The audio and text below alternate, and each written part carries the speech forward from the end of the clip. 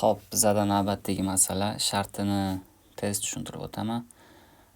Bu yerda bizada string beriladi ekan va o'sha stringni teskari qilib biza qaytarib berishimiz kerak. Ya'ni reversed qilib.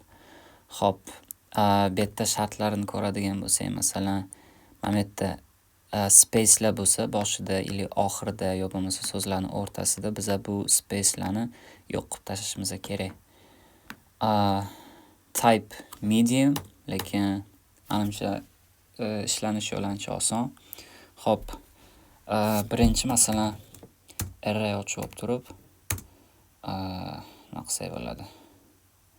Xo'p, like there are too many ways to solve that question.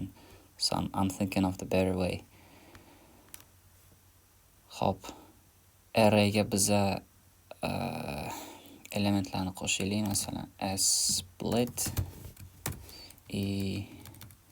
mana shuni reverse qo'yaylik.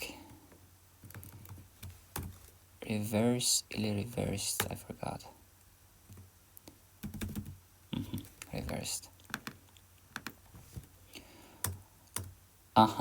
Endi biza return qilishimiz kerak. Xo'p, bizada return qiladigan output type string.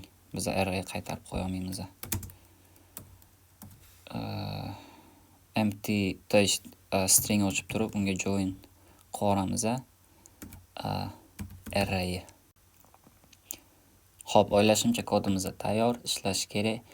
Bu yerda split har bitta elementni alohida bo'laklarga bo'lib, arrayimizga solib beradi. Agar biza space bilan elementlarning orasini bo'l deydigan shart beradigan bo'lsak, mana bu spacelarni ham har bittasini arraydagi bitta element qilib ketadi va arrayimizga qo'shib yuborishi mumkin.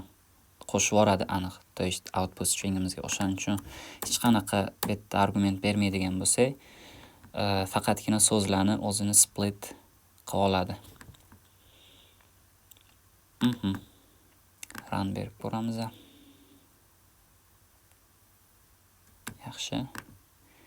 And submit. 0 millisekund, 100 bits. 12,5 megabayt sarflamiz memoriyadan. Yaxshi.